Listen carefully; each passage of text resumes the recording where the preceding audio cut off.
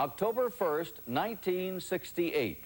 The filmmakers tell ticket buyers their lives are insured for $50,000 if they're frightened to death during the movie. A publicity stunt, perhaps, but the picture's creators have no doubt it's the most terrifying film ever made. They're coming to get you, Barbara. It was doing it because a group of people wanted to do it. Every single one of us, I think, tried to do the best we could do. This was not a game. I mean, we were really going to make a movie. October 1st, 1968. It's a big night for Pittsburgh. The city that is known for steel, not celluloid, is celebrating its first hometown world premiere. The movie is Night of the Living Dead, and it is made by a group of ambitious filmmakers who call themselves the Latent Image. They usually stick to producing 60-second commercials. Had the can gone? But now decide to stretch their talents and make a feature film. The decision to do a horror film was almost one, it was made by process of elimination almost. We didn't know anyone who had any horses, so a Western was kind of out. Meetings are held to discuss exactly what kind of monster movie they're going to make. They settle on a zombie story, but with a new twist. The dead will eat the living. A loose script is drafted and parts are handed out. But this was to be no Hollywood production. Persons who have recently died have been returning to life. We literally had about $60,000 in cash money to spend. None of us were taking salaries out. The actors were working for free or on deferments.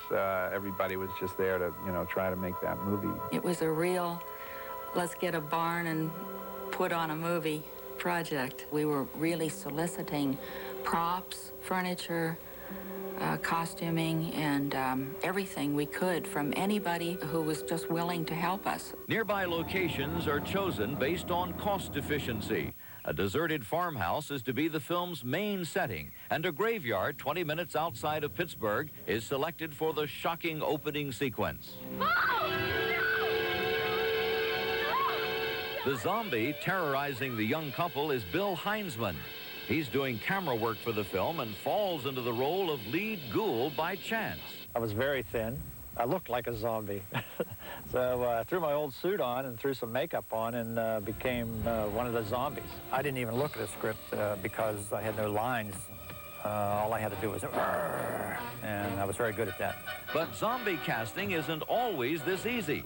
As the story progresses, more and more of the dead rise, and the number of extra production staff starts to run thin. Calls are quickly made around town. We had a lot of clients at that time who were dealing with the commercial end of our business. So we were on the phone calling up advertising agencies, newspaper writers and so forth, and having them come out to be ghouls and zombies. I thought, gee, a chance to be in a major motion picture. This will be great.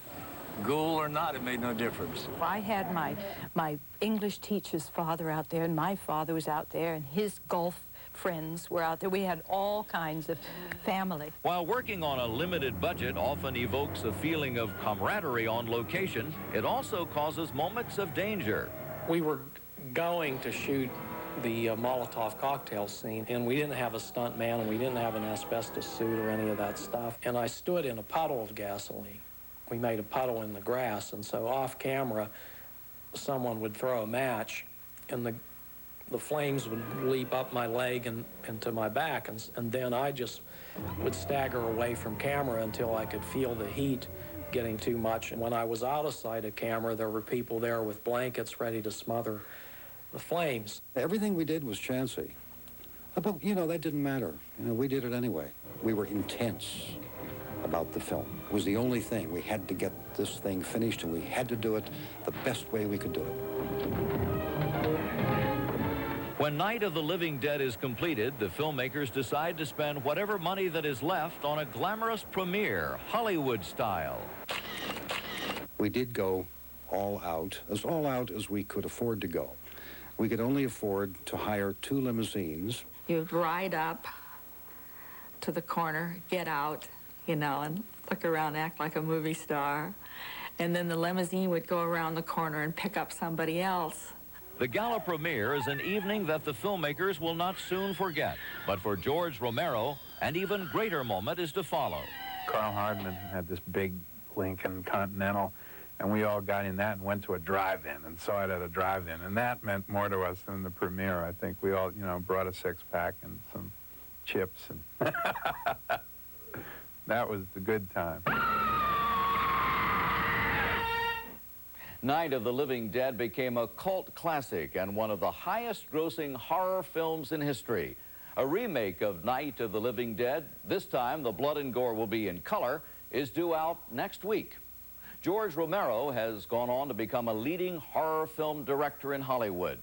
And it might be noted there have been no recent reports of zombies in the Pittsburgh area. Next, Give 'em Hell Harry loses his cool.